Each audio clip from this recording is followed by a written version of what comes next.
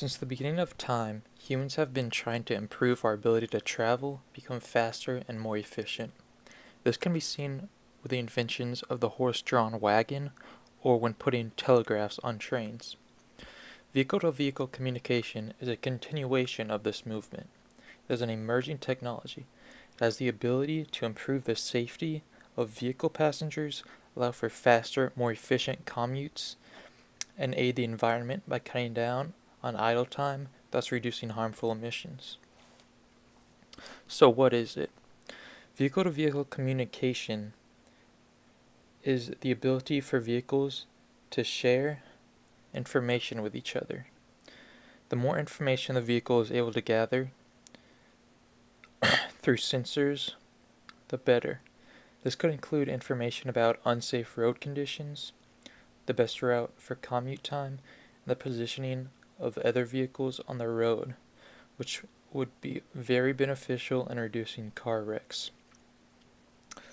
Some other specific advantages of V2V would be that, unlike other route guidance systems, V2V would give the driver the route that would take the least amount of time to traverse as opposed to just the shortest route. Another advantage would be that there is no need for a third party when using V2V communication. V2V communication would work like connecting a pair of Bluetooth headphones to your cell phone. There's no need to go through your service provider for that, as opposed to another idea which would be vehicle-to-infrastructure communication, which could be compared to setting up your phone with your service provider. But to do that, we'd have to build an entire network of communication towers, which would cost a lot of money to set up and maintain.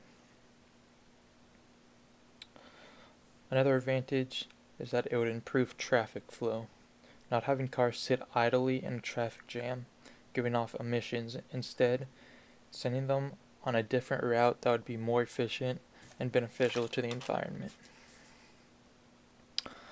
A very interesting simulation was set up studying the feasibility of the safety of V2V vehicles. An equation was made called the risk index equation, which put t-stop, the time required by the following vehicle to stop completely, times v-rail, the relative speed of the following vehicle with respect to the leading vehicle, divided by d-rail, the distance between the head of the following vehicle and the tail of the leading vehicle. Now this equation was set up to assess the danger of the car at any particular time. And in the simulation, there was one car called car A that was working as the crash car, so not moving. And then there is 5 cars following that car, going at varying speeds. And through this simulation, this data was collected, creating these graphs which represent vehicle 3, vehicle 4, and vehicle 5. And as you can see, with V2V and without V2V, without V2V is has a much higher risk index in all 3 of the cases, and with V2V has almost no risk index at all in any of the cases. And as for vehicle 5 being higher, this can be attributed to the fact that vehicle 5 is farthest from the initial crash point, so therefore it is caught unprepared at the time of the sudden braking of vehicle 1, while vehicle 3, which is closer, has a lower peak risk index. This data is a big proof of concept of the safety that vehicle-to-vehicle communication can offer.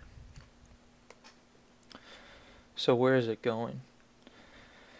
As I said before, the goal of any transportation technology is to make the travel safer and more efficient. V2V will do both of these things. You can already see it on the road today in its infancy, with cars such as Tesla and other smart vehicles. I believe that supporting further research of V2V and possibly purchasing one if your budget allows it as they come out will be putting yourself and future generations in a safer, more efficient world.